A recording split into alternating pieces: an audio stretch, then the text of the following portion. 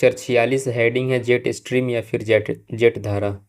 पहला पॉइंट है jet stream या फिर जेट धारा ऊपरी वायुमंडल में क्षोभ सीमा के ऊपर पृथ्वी के सतह से 6 से 18 ब्रैकेट में 14 किलोमीटर की ऊंचाई पर पश्चिम से पूरब की तरफ तीव्र वेग के साथ प्रवाहित होने वाली पवनें जेट स्ट्रीम या जेट धारा कहलाती हैं। नेक्स्ट पॉइंट है इन पवनों से संबंधित जानकारी द्वितीय विश्व युद्ध के समय जेट प्लेन या फाइटर प्लेन के द्वारा प्राप्त हुई। इसी कारण से इन्हें जेट स्ट्रीम या जेट धारा कहा जाता है। नेक्स्ट पॉइंट है विशेषता। पहला है ये ऊपरी वायुमंडलीय प्रवाह का उदाहरण है। दूसरा है ये सामान्यतः पश्चिम से पूरब की ओर गति करती हैं। तीसरा है इनका औसत वेग 80 से 120 मील प्रति घंटा होता है। चौथा है ये क्षोभ सीमा के ऊपर प्रवाहित होती हैं। पांचवा है सूर्य के उत्तरायण के कारण ये उच्च अक्षांश ब्रैकेट में उत्तरी गोलार्ध तथा सूर्य के दक्षिणायन के कारण ये निम्न अक्षांश ब्रैकेट में उत्तरी गोलार्ध की तरफ स्थानांतरित हो जाती हैं। छठवां है ग्रीष्म ऋतु में इनकी ऊंचाई अधिक तथा वेग एवं तीव्रता कम होता है।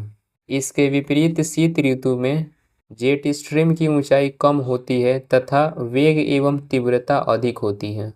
सातवां है जेट धाराएं तरंगों के रूप में ब्रैकेट में विसर्पण करती हुई प्रवाहित होती है। इसे रॉसबी तरंग कहा जाता है। नेक्स्ट हेडिंग है जेट स्ट्रीम की उत्पत्ति के कारण। पहला है तापमान में अंतर ब्रैकेट में ताप प्रवणता। दूसरा है दाब में अंतर ब्रैकेट में दाब प्रवणता। नेक्स्ट हेडिंग है जेट स्ट्रीम का वर्गीकरण। इसे दो भागों में बांटा गया है। पहला है अस्थायी जेट स्ट्रीम और दूसरा है अस्थायी जेट स्ट्रीम। अस्थायी जेट स्ट्रीम के अंतर्गत पहला पॉइंट वैसी जेट स्ट्रीम जो पूरे वर्ष निश्चित अक्षांश पर प्रवाहित होती है उसे अस्थायी जेट स्ट्रीम कहा जाता है। नेक्स्ट पॉइंट है एग्जाम्पल। पहला है उष्णकटिबंधीय जेट स्ट्रीम, दूसरा है शीतोष्णकटिबंधीय जेट स्ट्रीम या फिर उपोष्णकटिबंधीय जेट स्ट्रीम, तीसरा है ध्रुवीय जेट स्ट्रीम। नेक्स्ट है अस्थायी जेट स्ट्रीम के अंतर्गत पहला पॉइंट वैसी जेट धाराएं जो किसी मौसम विशेष में उत्पन्न होती हैं। नेक्स्ट पॉइंट है एग्जाम्पल। पहला ध्रुवीय रात्रि जेट स्ट्रीम, दूसरा उष्णकटिबंधीय पूर्वी जेट स्ट्रीम। यह ग्रीष्म ऋतु में विकसित होती है। यह तिब्बत के पठार के ऊपर विकसित होती है। नेक्स्ट एक डायग्राम है जिसके अंतर्गत उष्णकटिबंधीय जेट स्ट्रीम, शीतोष्णकटिबंधीय जेट स्ट्रीम एवं ध्रुवीय जेट स्ट्रीम को दर्शाया गया है। नेक्स्ट हेडिंग है जेट स्ट्रीम का प्रभाव। पहला है जेट स्ट्रीम किसी भी क्षेत्र के मौसम तथा जलवायु पर व्यापक प्रभाव डालती है।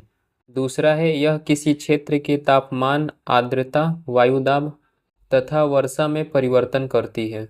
तीसरा है शीत ऋतु में उत्तर भारत में पश्चिमी विक्षोभ के कारण होने वाली वर्षा में पछुआ जेट स्ट्रीम की महत्वपूर्ण भूमिका होती है। नेक्स्ट हेडिंग है जलवायु वर्गीकरण। पहला पॉइंट है विश्व की जलवायु का प्रथम वर्गीकरण कोपेन नामक विद्वान द्वारा किया गया। नेक्स्ट हेडिंग है जलवायु वर्गीकरण का आधार। पहला है औसत वार्षिक तापमान, दूसरा है औसत वार्षिक वर्षा। नेक्स्ट हेडिंग है जलवायु का सूचक। कोपेन के अनुसार किसी भी प्रदेश में उपस्थित वनस्पतियां उस प्रदेश की जलवायु का सूचक होती हैं, क्योंकि जलवायु में होने वाले विभिन्न परिवर्तनों को उस क्षेत्र की वनस्पतियों के द्वारा अनुभव किया जाता है। नेक्स्ट हेडिंग है कैंडोल का वनस्पति वर्गीकरण। पहला है मेगाथर्मल, वैसी वनस्पतियां जो अधिक तापमान तथा अधिक वर्षा वाले क्षेत्र में विकसित होती हैं या फिर पैदा होती हैं। एग्जाम्पल सदाहरित वनस्पति। दूसरा है जेरोफाइट डैश। जेरोफाइट वैसी वनस्पतियां हैं जो पूरे वर्ष जल की कमी वाले क्षेत्रों में पैदा होती हैं, जैसे कंटीली झाड़ियाँ। तीसरा है मेसोथर्मल, सामान्य वर्षा तथा सामान्य तापमान वाले क्षेत्रों में विकसित होने वाली वनस्पतियाँ। एग्जाम्पल घास के मैदान। चौथा है माइक्रोथर्मल, कम तापमान ब्रैकेट में पूरे वर्ष के क्षेत्र में पैदा होने वाली वनस्पतियाँ, जैसे शंकुधारी वनस्पति।